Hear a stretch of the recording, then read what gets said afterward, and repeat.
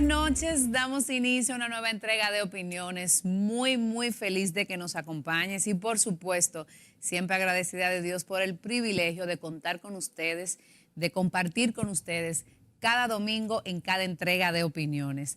Vamos a hablar hoy con un joven político muy carismático que de hecho recientemente ha asumido funciones, ¿verdad?, que generaron muchas polémicas en la parte política. Vamos a hablar con Omar Fernández, quien es diputado y actualmente también se desempeña como vocero de la bancada de la Fuerza del Pueblo en la Cámara de Diputados. Muchos temas que abordar, por supuesto, con Omar, desde la actualidad sociopolítica dominicana, los planes de Omar Fernández de cara al futuro, pero también de cómo van las cosas en esta organización política y cómo ve, qué opina él de muchos temas de interés que gravitan en la agenda política dominicana.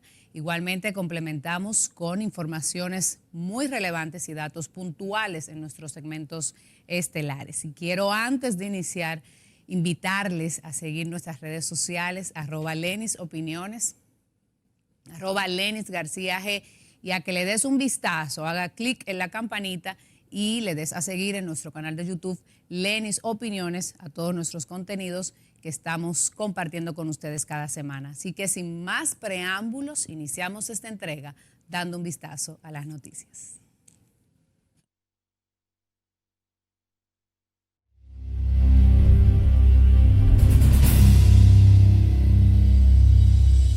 Bueno, muchos temas, muchas denuncias en torno al auge de la delincuencia y la criminalidad en nuestro país. Muchas torres ubicadas en sectores que en principio se consideran privilegiados por muchas razones, hoy están siendo azotados por la delincuencia. Vimos recientemente el caso de una familia en el sector en Sánchez Naco que vivió un momento de película de terror con sus hijos, su esposa, el padre de esta familia amenazados por unos desaprensivos que penetraron en su hogar alrededor de las 3 de la madrugada y que, según narra esta escena malvada, se mantuvo por alrededor de 45 minutos. Y yo quiero aquí hacer un llamado, una alerta a las autoridades a poner el ojo en este tema de la delincuencia y la criminalidad. También a las familias a que seamos prudentes, a que tomemos las medidas del lugar y también apoyar, y por qué no, aquellas iniciativas que desde el Poder Ejecutivo y las autoridades pertinentes se pongan en funcionamiento a los fines de reducir esta ola delincuencial que nos está arropando. Tomen en cuenta que se acerca la época navideña y que por costumbre, ¿verdad?, ha sido una época donde se duplica o se intensifican los atracos, los robos, ya que estos desaprensivos pues tienen en cuenta que todas las personas que somos empleados y hay una dinámica económica más acelerada, que las personas reciben su salario de Navidad, como se les suele llamar, así que vamos a ser cautos, vamos a mantener la calma, seamos prudentes, pero sobre todo a las autoridades es importante que se tomen medidas urgentes que puedan dar respuestas a las demandas de las familias dominicanas que ya no aguantan más el tema de la delincuencia y la criminalidad en nuestro país. Pongan atención a esto, pero más que poner atención, pongan acción. Es lo que necesitamos, acción ante el auge de la criminalidad y la delincuencia en nuestro país.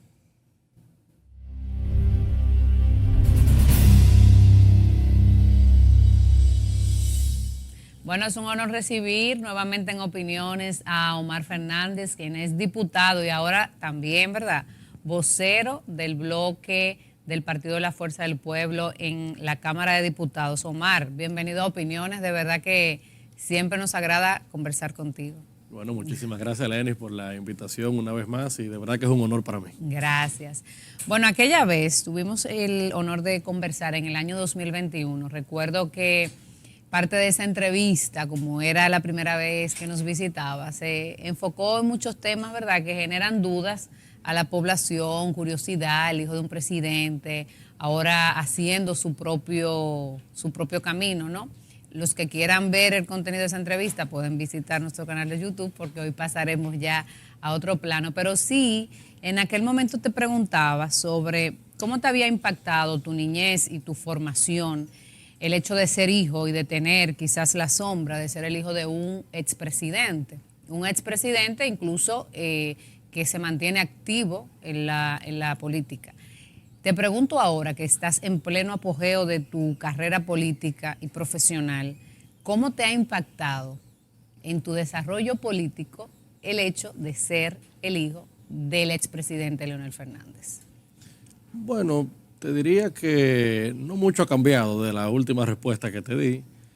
Claro, a medida que va pasando el tiempo, uno también va viendo distintas cosas sobre lo que implica ser hijo de él. Pero una cosa es la niñez, o sea, tu desarrollo, otra cosa es en tu quehacer político. Claro, tienes toda la razón. Y te diría que, bueno, en él tengo un gran consejero, tengo una persona a quien acudir en momentos en que, por la propia inexperiencia, ¿verdad?, de estos temas políticos que, aunque me siento muy honrado de que mis compañeros diputados me dieron la posibilidad de representarles como su vocero este año, no deja de ser una experiencia nueva.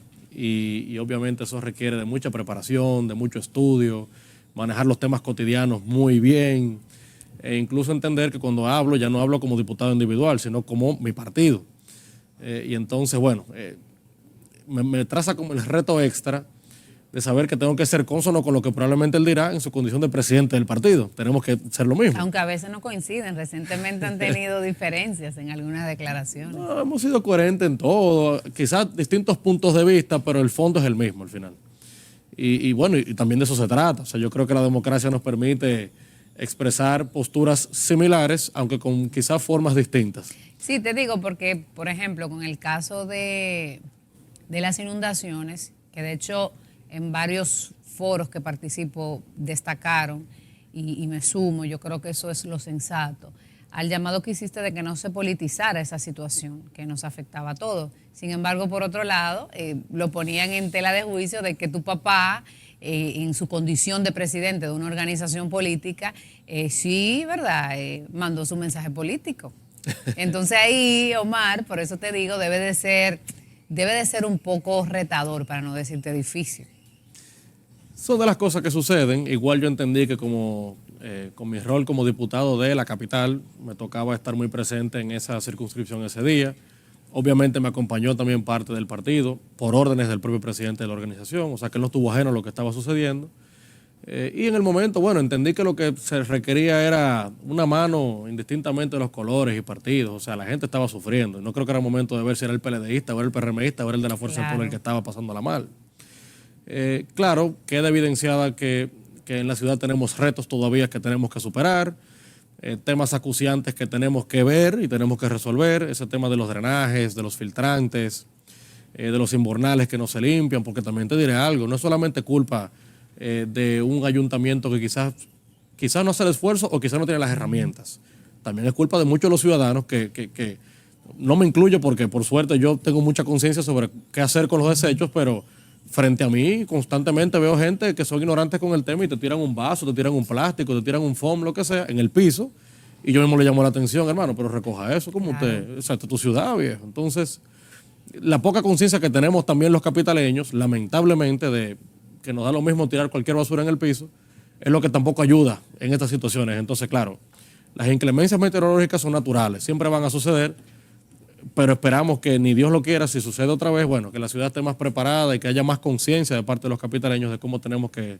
Eso es fundamental y yo creo que aquí citabas algo importante, quizás la alcaldía no tiene las herramientas, pero también hay un límite territorial entre una alcaldía y otra, hasta qué punto llega tu responsabilidad. Yo creo que es momento, y con esta mala experiencia, de que haya quizás una especie de diálogo para discutir y poner en tela de juicio y poner sobre la mesa, buscar soluciones conjuntas a estos problemas, porque lo que pasa quizá del lado del Distrito Nacional en algún momento afecta a la provincia y viceversa, porque es que están muy cercanas. Entonces, una va de la par con otra. Omar, cuéntanos ahora de tu experiencia como vocero del bloque de tu partido. ¿Qué estás haciendo?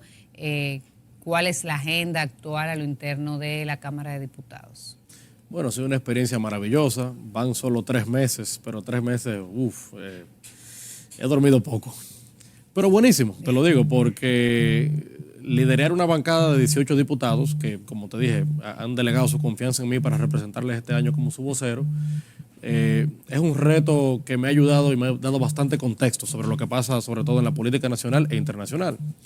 Desde la comisión coordinadora, que solamente tienen acceso a los voceros, que son los que coordinan la agenda de la semana en la Cámara, y ya saber de antemano los temas que se van a tratar, cómo se van a tratar, los acuerdos a los que llegamos, te permite entender mucho mejor la labor del diputado y de verdad que ojalá que muchos diputados y diputadas tengan la posibilidad dentro de sus partidos que le den la posición de vocero, porque te ayuda muchísimo. Y bueno, la agenda nuestra como Fuerza del Pueblo es, primero, impulsar los proyectos que de manera individual cada diputado ha sometido. En mi caso te puedo hablar, por ejemplo, de un proyecto de ley de transición gubernamental, que creo que lo discutimos la última vez que vine. Sí, hace un año y pico, y sí, no se ha aprobado todavía. ¿En qué está eso? Es muy lamentable, y es bueno que los televidentes que sintonizan en este momento quizás comprendan un poco, y es que no es por falta de ganas que no se aprueban los proyectos. Yo tengo una bancada de 18 diputados, podría sonar mucho, hasta que le digo a la gente que son 18 de 190. Entonces, evidentemente somos una minoría, y esa minoría requiere de mucha conversación con otros partidos. Que los PRMistas entiendan el proyecto y lo acojan, que los PLDistas hagan lo mismo, que los reformistas, los PRDistas, etcétera, y eso no es tan fácil, lamentablemente. No porque no necesariamente no apoyan el proyecto, sino porque es que la explicación de manera individual a los voceros, a cada uno de ellos, toma muchísimo tiempo y a veces en ese tiempo y por la burocracia de la Cámara de Diputados, que tú sometes un proyecto y es bueno, se entapona cuando llega la agenda, cuando se conoce, cuando lo mandan a una comisión, el tiempo que toma la comisión estudiándolo. Tenemos 2 legislaturas para que se conozca un proyecto, si no perime. Perime es algo así como que expira. Entonces hay que reintroducirlo otra vez e iniciarlo todo de cero. Por ejemplo, ese proyecto... Eso es un tiempo perdido. Bueno, yo diría... Porque si tiene que comenzar desde cero, vemos la experiencia del Código Penal, por ejemplo, claro. Cuando ya ha avanzado al punto de ser presentado para firma por una situación X, perime, y entonces volvemos al punto de inicio. Yo creo que para ciertos casos debería de modificarse la normativa o el reglamento, de que no haya quizás que volver al punto inicial. Yo te diré lo que yo sí he notado. Claro, si es la misma bancada, porque si ya estamos hablando de un cambio, ¿verdad?, de un cuatrenio a otro, pues es muy probable, casi seguro, que haya nuevas figuras, nuevos representantes que tengan que asumir y conocer esos proyectos que no se hayan aprobado en una legislatura pasada. Yo lo que sí te diré que he notado es lo evidente. Cuando existe voluntad política sobre un proyecto, se aprueba en una semana. Y qué bien, pero también qué lamentable, porque yo creo que son proyectos, y no solamente los míos, o sea, los de diputados que me acompañan en mi bancada y los de otros partidos también, someten proyectos que son interesantísimos y yo los apoyo. Pero lamento mucho que cuando son iniciativas individuales y que no vienen del Poder Ejecutivo, por ejemplo, no cuentan con esa celeridad. Si llega un préstamo, bueno, te aseguro que se aprueba en 2 sesiones. Háblame de los préstamos, Omar. ¿Qué ha pasado? Veo muchas críticas de que se sigue ampliando, ¿verdad?, el pasivo dominicano, deuda interna y externa. Sí, mira, yo siempre trato de ser cuidadoso con mi respuesta, porque la demagogia en la política podría parecer muy bonita en un momento. No, que te dicen que tu papá también presentaba muchos préstamos, ¿no te lo han dicho? Todos, y lo hizo el presidente Mejía también, y lo hizo el presidente Danilo Medina también, en todos los gobiernos, y en este muchísimo también. Entonces, lo que te quiero decir es, hay que ser cuidadoso con esta respuesta y no se puede utilizar la demagogia porque vemos como ahora los que tantos criticaban los préstamos son los primeros que están tomando préstamos a 2 manos. Entonces, lo primero es dejar claro, los préstamos no son malos por el hecho de ser préstamos, depende para qué. Claro. Y yo creo que es un tema de prioridades. ¿Cuáles son los sectores que más atención tenemos que poner en la República Dominicana? Si tú me dices a mí de repente que es un préstamo para la tan anhelada reforma policial que aún no se ha terminado, para la formación y capacitación de los policías, para que tengan mejor entendimiento de lo que debe ser la protección ciudadana, la seguridad ciudadana. Si me dices de repente que es un préstamo para apoyar a los productores agrícolas locales o los agropecuarios, para ver cómo bajamos el precio de los alimentos porque lo producen de manera local, bueno, eso me parece lógico. Lo de seguridad ciudadana me parece lógico también. Si es un préstamo para poner en marcha un plan que ayude a generar empleos en los jóvenes en República Dominicana, bueno, por supuesto que yo puedo votar a favor de un préstamo como ese. Porque además genera retorno, tenemos cómo pagarlo. El tema es que cuando de repente se asumen préstamos que nada tiene que ver con lo prioritario en este momento, pues claro que uno se opone. O sea, no es oponerme por ser un préstamo. Yo tengo préstamo en el banco, Lenis. Ahora, Claro. entiendo, o sea, Pero deben de cualquiera ser puede tenerlo. préstamos que dejen cierta rentabilidad. Ahora, Exactamente. también hay que tomar en cuenta, y tenemos que ser muy sensatos en esto, que se han dado situaciones de fuerza mayor, como la pandemia, estos fenómenos atmosféricos que nos han afectado, que obligan en ciertas ocasiones a tener, ¿verdad?, que buscar donde no hay. ¿Sabes? Hola, si llegaste hasta aquí, te recomiendo ver más de los contenidos de mi canal de YouTube. Dale me gusta, suscríbete, aprieta la campanita.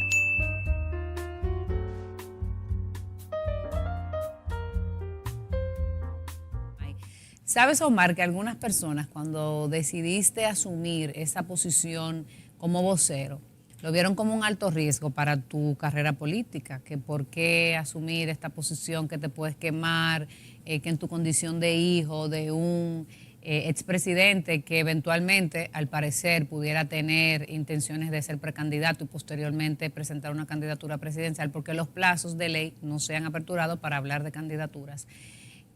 ¿Por qué decidiste asumir este riesgo? Bueno, yo pienso que la política es eso, es riesgos. Y también yo entendí lo siguiente, y es que somos una bancada de 18. Yo honestamente no imaginaría un mejor vocero que el que tuvimos los primeros 2 años, que fue Rubén Maldonado, por su experiencia. Fue presidente de la Cámara de Diputados, fue vocero incluso en el PLD también, en una bancada muchísimo más grande que la nuestra, de 100 y pico de diputados. Y bueno, era como la persona idónea para guiarnos a los nuevos. Ahora bien, también yo entendí lo siguiente. Yo soy diputado de la Fuerza del Pueblo, junto a otros 17. Yo no soy más diputado que ninguno de ellos, pero tampoco menos. O sea, yo creo que yo tengo exactamente el mismo derecho que cada uno de ellos de aspirar de manera democrática y por votación a lo que sea que yo entienda o a lo que sea que ellos entiendan también. Y la verdad es que luego de los 2 años del presidente Maldonado, que fueron 2 años fabulosos, fantásticos, en los que nos formamos realmente como diputados, como legisladores, entendí que de la mano de la experiencia de Rubén podía venir también algo de renovación, algo de modernidad, poner en marcha algunos planes como lo que hemos puesto, por ejemplo, de las pasantías legislativas. Es un tema que yo veo con mucha, con mucha preocupación. El tema del, por ejemplo, primer empleo para los jóvenes. Aquí se habla mucho, bueno, vamos a poner en marcha un programa de primer empleo para los jóvenes y siempre volvemos a lo mismo, no le dan esa oportunidad porque no tienen una experiencia. Bueno, pero ¿cómo van a tener experiencia si no le dan la oportunidad? Si no le dan la oportunidad, claro. Entonces yo vi la oportunidad, en el marco ya como vocero, de ayudar a algunos jóvenes. Tenemos 4 jóvenes inteligentísimos trabajando con nosotros que son universitarios todavía. Se están formando legislativamente, o sea, son asistentes legislativos de 18 diputados de la República. Ya esos muchachos ya hacen investigaciones, entran a las comisiones, manejan la agenda del Congreso Nacional. Eso es una gran experiencia. Claro. Y no solo eso, sino que cuando terminen su pasantía, saldrán con una carta de recomendación firmada por 18 diputados de la República que avalan que son jóvenes que tienen su preparación, tienen méritos, tienen capacidad. Y que tienen experiencia. Y que están listos para insertarse en el mercado laboral. Entonces yo creo en eso. Y no es que Maldonado no lo hubiese hecho, pero a lo mejor llegó el momento de ponerlo en marcha conmigo como vocero. Entonces, también, O sea que claro. Quizás un tema de espacio. La semana próxima anunciaremos un plan nuevo también de parte de la vocería. O sea que nada, pudo haber sido otro, hasta mejor vocero que yo o mejor vocera que yo. Pero los demás diputados entendieron que quizás yo merecía el chance. Les agradezco muchísimo que votaran por mí y espero no defraudarles. Yo estoy haciendo el trabajo como Dios me ayuda y como nos hemos preparado. Muy bien. ¿Tu papá estuvo de acuerdo? Cuando tú ibas a tomar la decisión, ¿consultaste al doctor Leonel Fernández para tomar esta decisión o decidiste lanzarte, verdad? Como ya eres adulto, de hecho ya tiene 31, entonces... En 15 días, ya me suave, en 15 días todavía. ¿Cómo se maneja esta situación? Claro que le consulté. Y le consulté y lo primero que le dije, mira, esto me interesa. Si tú sientes que te va a traer un problema al interno del partido, no pasa nada. Lo entiendo perfectamente y si es tú sabes, si es lo que tú entiendes que es lo que más conviene, lo dejamos a un lado y caso omiso al tema. Y su respuesta fue, mira, Omar, es posible que gente no lo entienda, pero yo no puedo cortarte las alas. O sea, yo no puedo sacrificarte porque tú eres mi hijo. Mira, tú serás mi hijo para lo bueno y lamentablemente también capitalizarás lo foul, ¿tú me entiendes? Entonces, mal haría yo hundiéndote, no permitiéndote que crezcas, que te desarrolles, que vueles por ti mismo, poniéndote un freno solamente porque tú eres mi hijo. Y tú tienes culpa de ser mi hijo. Y yo le dije, bueno, culpa no, yo lo veo como una bendición realmente, pero lo entendí. O sea, él estaba en una posición en la que él ni siquiera votó. Cuando se decidió en la dirección política, él se abstuvo porque yo estaba en el medio. Él dejó que todo el mundo votara en libertad, pero sí haciéndome entender que quizás era más injusto no permitirme yo participar en algo que frenarme solamente por mi condición de hijo de. Muy bien. Bueno, Omar, tenemos que hacer una pausa. En breve continuamos con esta interesante conversación con Omar Fernández, diputado de la Fuerza del Pueblo.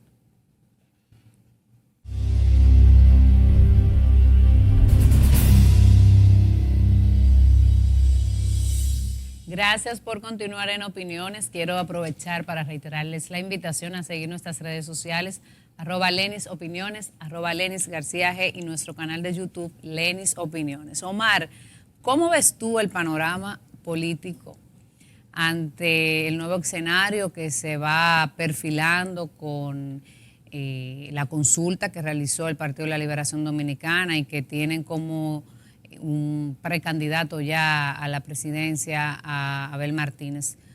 ¿Cómo irrumpe esto el escenario y cómo lo visualizas tú?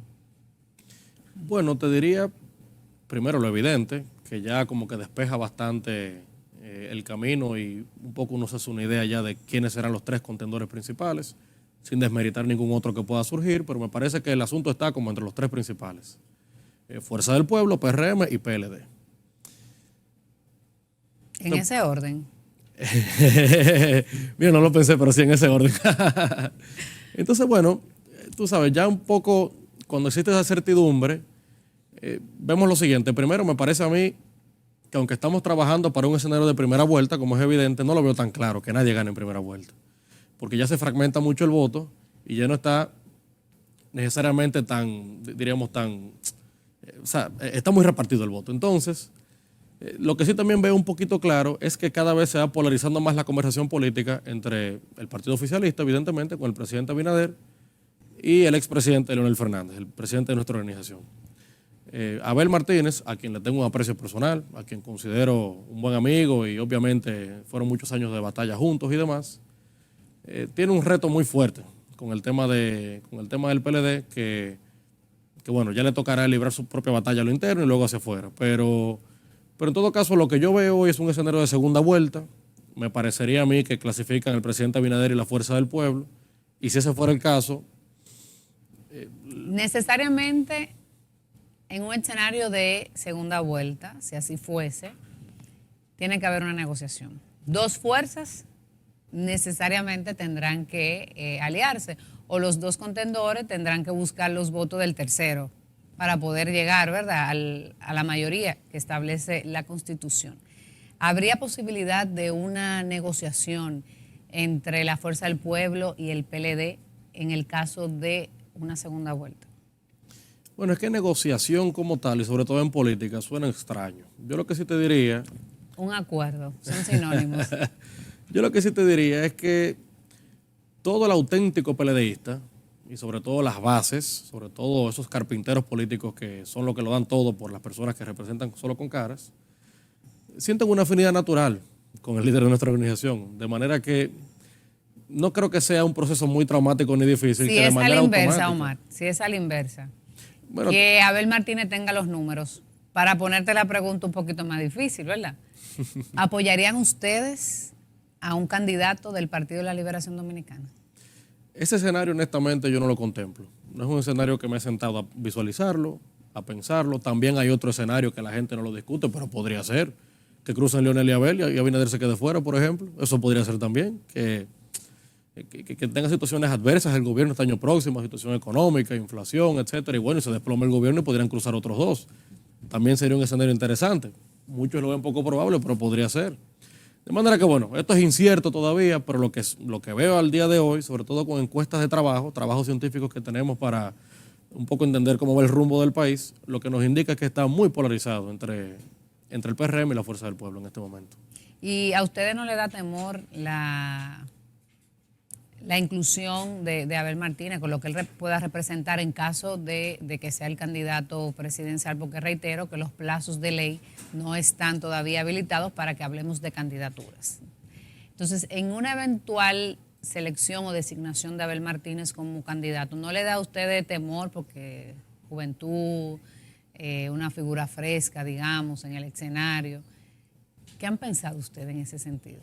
Sí, él representa esas cosas, ciertamente. Sería el más joven de los candidatos, sería el Nobel, ¿verdad? Sería ese que se hace acompañar ahora de cosas nuevas y eso no podemos desconocerlo. Pero pienso que es más que eso.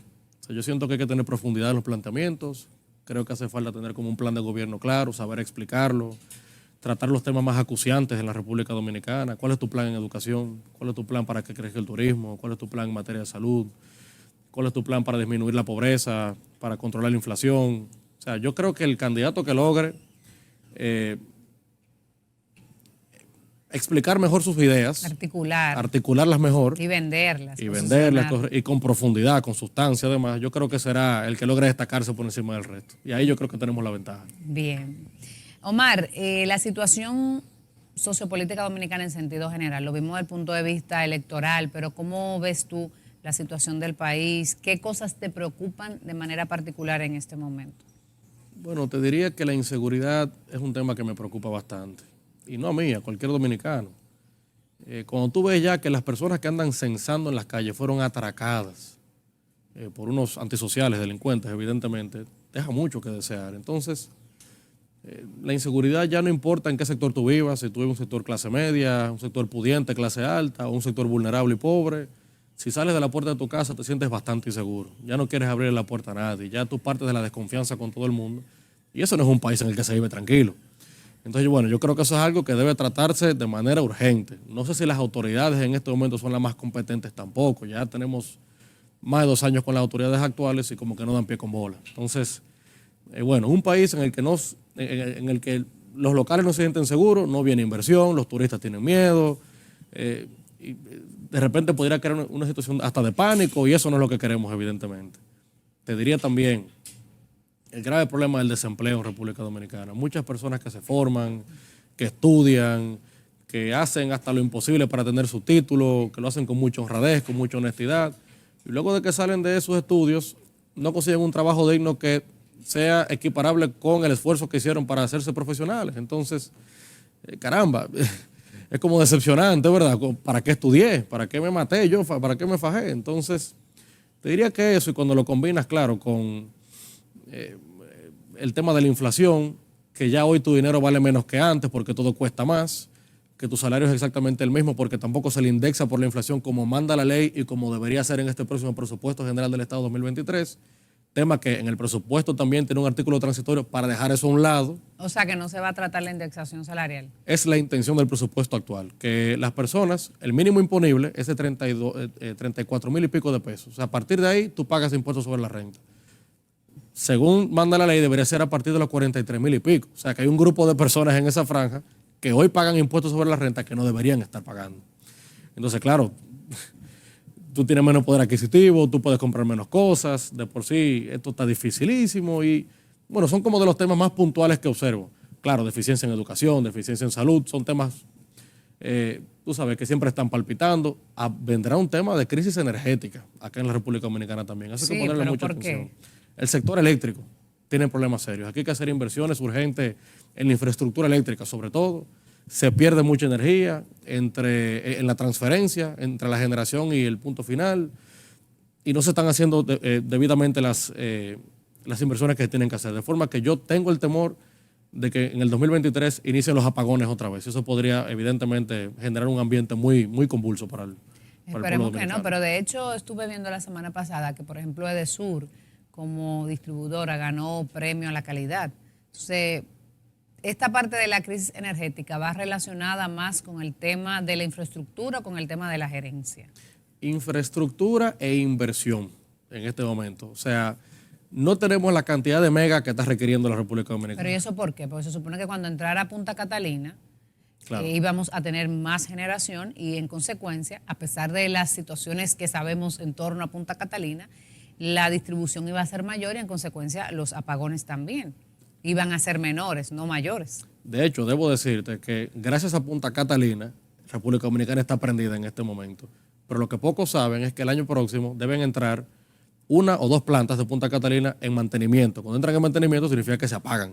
Entonces, cuando se apaga, ¿quién compensa esa energía que estará faltando? Por lo que son de los temas que hay que prestarle atención y que mal podría ser al pueblo dominicano estar cogiendo lucha con apagones, esas cosas el año que viene. Propuesta de parte de ustedes. Yo sé que muchas de estas cosas son de ejecución directa del Poder Ejecutivo, pero desde el Legislativo hay algunas propuestas de soluciones o llamados de atención o acompañamiento, apoyo a las autoridades del Poder Ejecutivo para buscar soluciones a esas problemáticas que preocupan a todos. Te pregunté cuáles te preocupan, yo me sumo en muchas de ellas, por ejemplo, la inseguridad. De hecho, mi opinión de hoy justamente es un llamado de alerta a las autoridades, sobre todo porque además se suma el componente de que se acerca la época navideña, donde regularmente aumentan este tipo de delitos, atracos, robos, estafas, etcétera. Pero ya no importa, como tú decías, que tú vivas donde sea. Hubo un caso reciente en el Naco que da grima. Entonces, si las personas que son hasta cierto punto privilegiadas, ¿qué estará pasando en los demás? Claro. ¿Entiendes? Entonces, ¿qué se está haciendo o cuáles son las propuestas de ustedes o se han presentado alguna propuesta para combatir estas problemáticas? Sí, claro. Al final los legisladores son una voz que representa sectores y demarcaciones.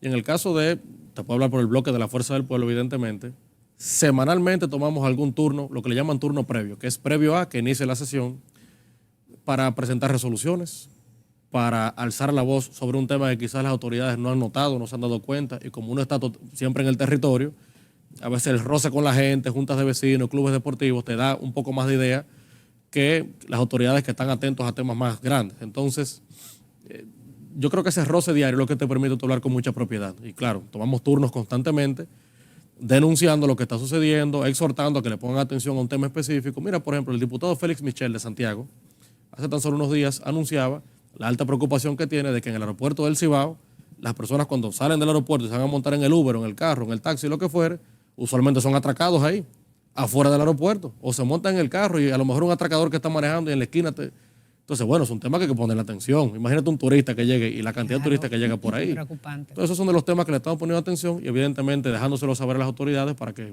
pongan asuntos. Muy bien, Omar. Tú mencionabas ahorita de que, a propósito de que hablamos de este tema de la inseguridad y demás, de que varios de los empadronadores del censo fueron atracados. Pero igualmente traigo a colación esa pregunta porque fuiste de las voces que solicitó al Poder Ejecutivo posponer la ejecución del censo. ¿Por qué? ¿Cuáles son las causas que justifican el que ustedes como oposición estén en contra de que el censo se realizara en este momento? Lo primero que debo dejar muy claro es que como Fuerza del Pueblo estamos totalmente a favor de que el censo se dé. No solamente porque lo manda la ley, que es lo primero, sino porque también va a ayudar bastante a tener la data suficiente para tener buenas políticas públicas que impacten a la mayor cantidad de gente posible. O sea que estamos totalmente de acuerdo con que el censo vaya. Habiendo dicho esto, entendí, primero, que habían sectores importantes de la sociedad que merecían ser escuchados.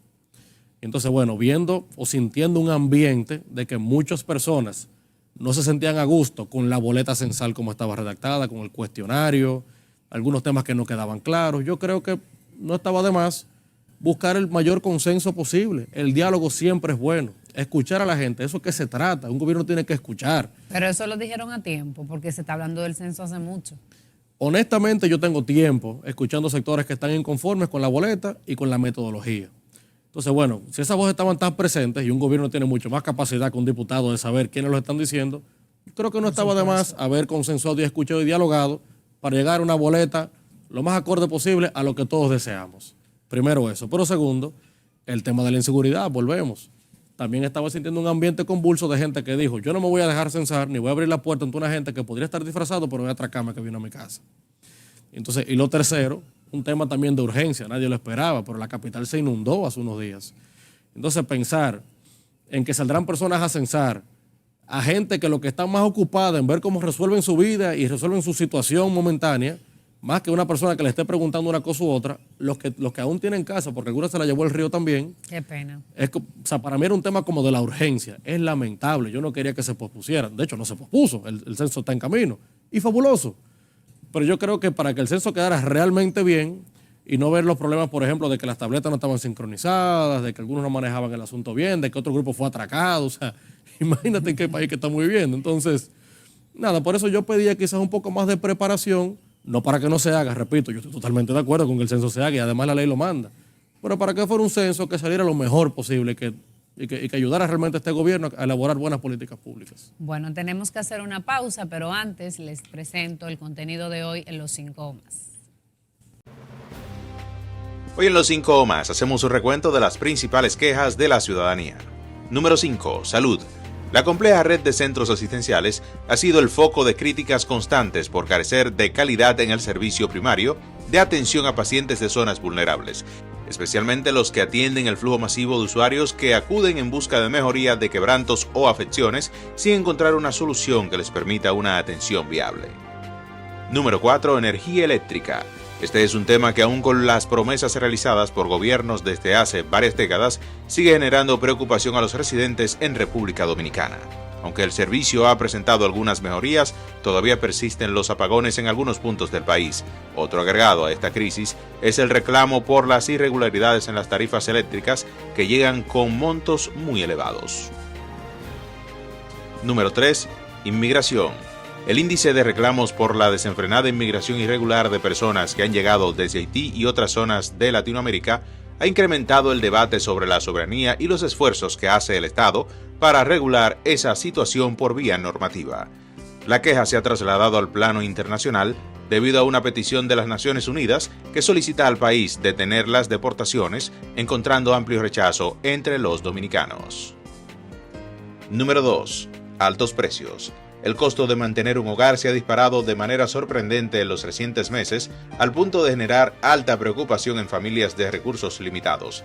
El costo de la canasta básica, especialmente de los insumos alimenticios, está a niveles inalcanzables, muy por encima del salario mínimo general, lo que causa déficit en el bolsillo de las personas o, en su defecto, provoca limitaciones a la hora de cumplir con los objetivos de adquisición de productos para la supervivencia familiar. Número 1. Inseguridad. Las escenas captadas por cámaras de seguridad confirman la queja elevada por ciudadanos en distintas zonas del país. En esos videos se observa cómo los asaltantes no discriminan, abordan a personas de todos los niveles sociales con tal de despojarlos de sus pertenencias. La queja ha sido constante, pero el gobierno aún sigue sin dar una respuesta oportuna ante el asedio de delincuentes a la población.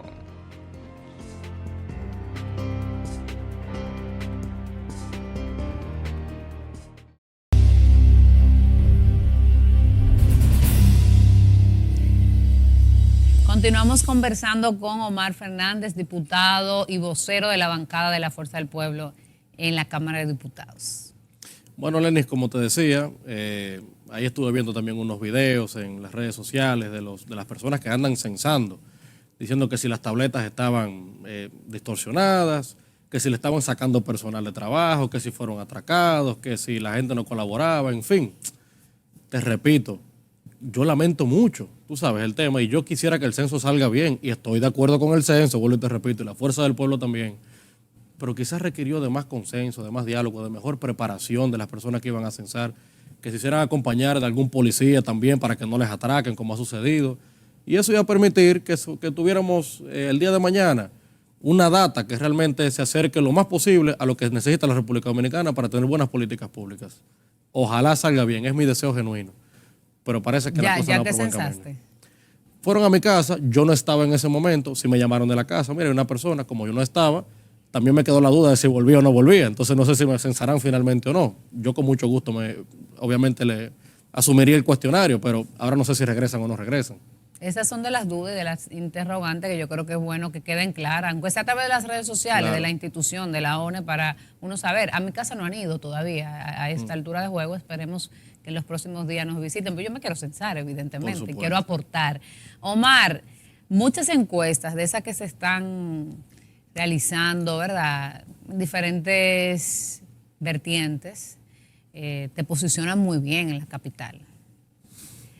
¿Vas a aspirar al Senado de la República o a la alcaldía del Distrito Nacional?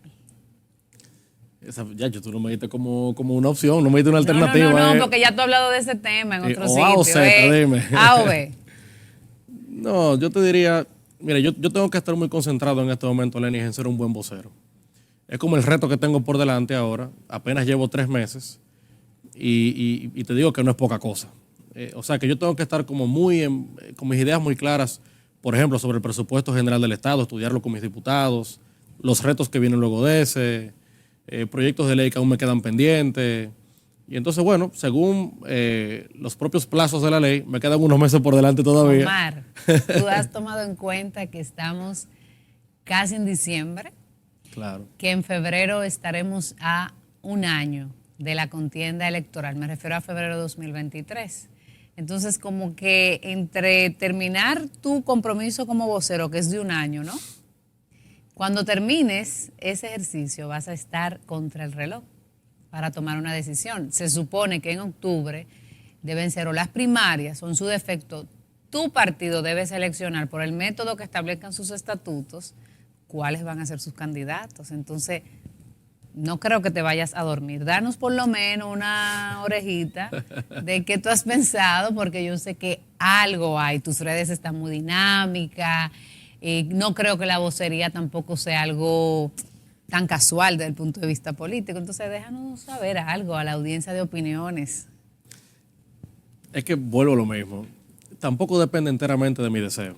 O sea, yo creo que va a depender bastante de si otros compañeros o compañeras deciden aspirar en el distrito, si de repente, tú sabes, mi deseo también, si coincidimos en la misma aspiración, entonces, bueno, definir qué metodología.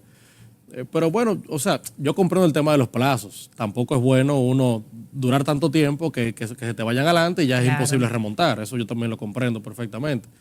Además de que los mismos compañeros y los dirigentes van haciendo compromisos y bueno, es importante como uno amarrar eso bien adelante, pero bueno, como que el tiempo de Dios es perfecto, cuando Él entienda y lo que sea que tenga que darse, bueno, pues lo asumimos. En tu partido han hablado, se ha puesto en agenda el tema de cuál sería la metodología que van a utilizar para definir las candidaturas. No, aún no. Lo que sí aperturamos fue la inscripción de la intención de cada dirigente que quiera aspirar a algo en el partido. Tenemos un portal y todo compañero o compañera a nivel nacional que desea aspirar a lo que sea, el portal lo manifiesta. Y entonces, bueno, ya vamos viendo cuál es el interés de cada quien según la provincia y según el municipio. Muy bien. ¿Sabes que recientemente hubo un grupo de afiliados al Partido de la Liberación Dominicana que decidieron renunciar? No han anunciado públicamente, al menos, a dónde van.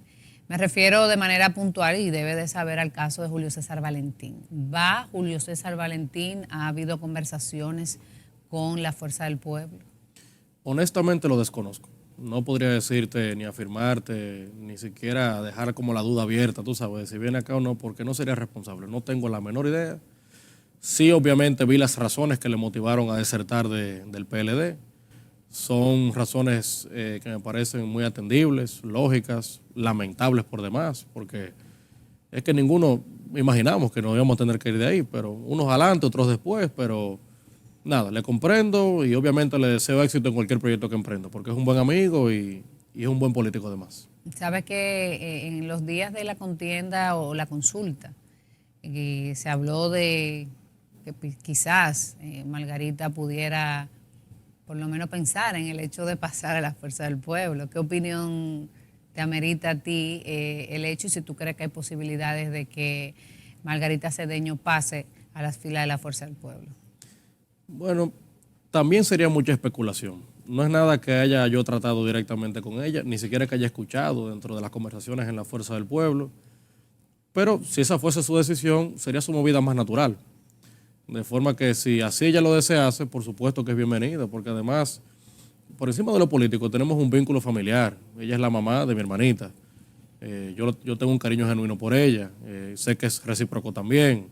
De forma que nada, yo... ¿Te sentirías cómodo? La valoro muchísimo y pienso que es una gran persona, una tremenda política, de muy buenas ideas, y donde quiera que ella esté, pienso que aporta bastante. Muy bien. Omar, recientemente, uno de los procesos, nos vamos un poquito a la política internacional, el caso de Brasil. En mi caso tuve la oportunidad de ser testigo, ¿verdad?, presencial de este proceso, mucho antes incluso de las 2 jornadas.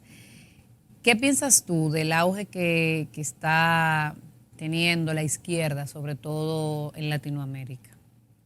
Sí, es un auge interesantísimo. Pienso que son ciclos también políticos. Antes de venir la izquierda era casi en su totalidad era la derecha o centro derecha. Yo pienso que cada vez vamos evolucionando como región en el hecho de que cada vez la gente tiene más expectativas de sus gobiernos y además como necesitan de una inmediatez en la solución de sus problemas. Y entonces, claro, ante los problemas tan acuciantes que tiene el mundo, y obviamente la región no es una excepción, combinado con un COVID que complicó muchísimo todo, y si te fijas, luego del COVID, creo que han sido ya 2 o 3 elecciones y solamente ha ganado Nicaragua, que bueno, imagínate cómo ganó No, claro, ese eso es un dictador, caso particular. porque eso es un dictador lo que hay en Nicaragua. Salvo ese caso, no se ha visto ningún otro de ninguno que repita o que siquiera se atreva a presentarse para la reelección. Entonces, bueno, ante la lamentable falta de cumplimiento de los temas más importantes en esos países, de los que dominaba la centro derecha, ha ido ganando espacio a la izquierda. Habría que ver si estarán a la altura en su momento de cumplir también con lo que dicen en su discurso. Vemos, por ejemplo, en Chile, que el presidente Boric, que al margen de que ideológicamente no estoy de acuerdo con él en las cosas que dice, es un referente en cuanto a la edad. O sea, me dice, wow, si una persona de 35 años ya puede ser presidente de Chile, que es un gran país, ¿verdad? Te dice cuál es la tendencia cada vez más normal en América Latina y en el mundo. Pero ya tú ves como Gabriel Boric apenas tiene una valoración positiva de un 20 y pico por ciento, 30 y algo por ciento. O sea, en menos de un año se cayó. Entonces, bueno, hay que combinar los discursos con cosas realizables y posibles, porque el populismo te mata. El populismo te sirve en un momento de campaña, de verdad, que suena muy bonito y para salirte con las tuyas, pero a la hora de la ejecución, cuando te das cuenta que no es posible, es cuando la gente empieza a decepcionarse. No, por eso hay que tener mucho cuidado porque, de hecho, hay muchos ejemplos de eso, donde quizá el mismo presidente, por ejemplo, Donald Trump y muchos otros, para no entrar en un tema local, porque Claro. los hay en todas partes. Cuando ya ese electorado que te votó comienza a demandar cumplimiento de Claro. esos ofrecimientos y que no hay posibilidad de lograrlo. Indudablemente, Omar, que digamos, repunte de Lula tiene muchos mensajes. Así es. Desde el punto de vista, yo considero, y es mi opinión particular, tanto en el plano personal, político, como nación y como profesional, digamos. Desde tu análisis a este proceso, ¿cuál tú crees que ha sido el mensaje más contundente con este triunfo de Lula? Bueno, yo diría que de los temas principales te diría que parece que no existe tal cosa como un muerto político. Lula tiene 77 años, 77. O sea, no es un muchachito ya. Es un señor que se vio preso 1 año y pico. Su esposa murió mientras él estaba preso. Acusado de corrupción. Abandonado por muchos de sus correligionarios. No se le permitió participar en las últimas elecciones justo porque estaba preso. Desacreditado. En fin, una serie de cosas. Y él renacer de la nada y convertirse en la principal opción y ganar la presidencia por demás a un Bolsonaro que tampoco le fue tan fácil perder. O sea, no llegó ni siquiera al 51%. No, la diferencia de votos fue de cerca de 2 millones de votos. Correcto, en un país de cuántos millones de personas. Entonces, primero te dice que es un país que está totalmente fragmentado. El presidente Lula ahora tiene un gran reto de ver cómo unifica esa otra mitad que le votó en contra, saber interpretar el mensaje, por qué me votaron en contra, como yo sé, porque ahora el presidente de todos, no solamente el 50% que le votó.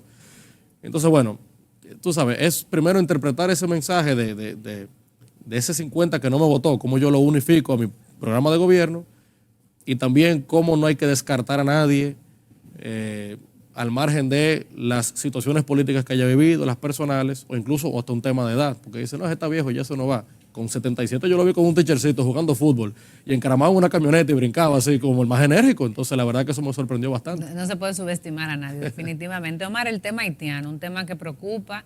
De hecho, el presidente Luis Abinader con sus declaraciones respondiéndole, ¿verdad?, a la ONU, digamos, como organismo, su representante, se ganó y creo que muy justas. digamos que ponderaciones positivas de casi todos los sectores. Expresaste ponderaciones en ese sentido. ¿Cómo visualizas tú, qué ves con este tema de la crisis haitiana, la relación con República Dominicana y el mensaje que manda el gobierno el pasado lunes de arreciar las, digamos que el proceso, ¿verdad?, de deportaciones a aquellas personas, ¿verdad?, que no cumplan con la normativa migratoria interna de nuestro país? Porque a veces se tiende a pensar que es de haitianos, es cualquier extranjero en estatus migratorio irregular. Exactamente. Lo valoro de manera positiva, ese pronunciamiento por parte del gobierno, porque además es una provocación por parte del Alto Comisionado de Naciones Unidas al sugerir algo como eso. Primero, no es de su competencia, y segundo, este país es soberano. Aquí tenemos nuestras propias políticas, tenemos nuestras leyes y decidimos cómo implementarlas. Entonces, en el caso muy puntual de lo que ha pedido ese alto comisionado, de que no deportemos a personas, pero ¿y por qué no? O sea, bien lo acabas de decir, no solamente haitianos. Si es ruso, si es un español, si es un chino, si es un americano, lo que sea, el que esté de manera ilegal en un territorio, aquí las leyes están para cumplirse. Obviamente, uno lamenta demasiado lo que sucede en Haití. Siempre digo, no ha habido un país más solidario con Haití que la República Dominicana. Totalmente. Ninguno. O sea, eso es algo bueno que ya entendemos. Ahora, el problema en Haití, primero, no tiene solución en Haití, tampoco en República Dominicana. Y ya el problema no solamente nos impacta a nosotros. Ya los haitianos se van a Centroamérica, se van a Suramérica, ya empiezan a llegar incluso a Estados Unidos. Entonces, justamente por eso es que entiendo que la comunidad internacional debe prestarle más atención, porque cada vez más el problema le impacta a ellos también. Sí tengo el temor, y eso sí que no me gustaría, de que terminemos cayendo en República Dominicana ya en un discurso como de violencia, de xenofobia y de racismo. Eso tenemos que evitarlo. Porque los haitianos queremos que estén de su lado, pero que estén bien.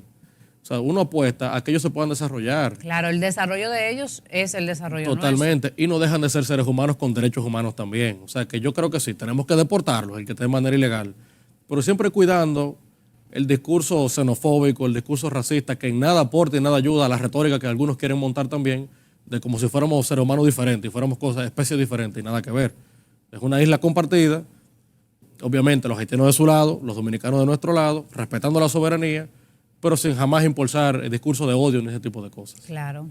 Bueno, señores, así concluye nuestro invitado, Omar Fernández, diputado, vocero de la bancada de la Fuerza del Pueblo. Omar, muchísimas gracias por acompañarnos. Siempre es muy grato compartir contigo y que nuestra audiencia conozca tus ideas, tus opiniones y también un poco de la actualidad que se está manejando al interno de la Cámara de Diputados. Señores, gracias por acompañarnos. Recuerden que aquí la opinión es de todos. Hasta el domingo.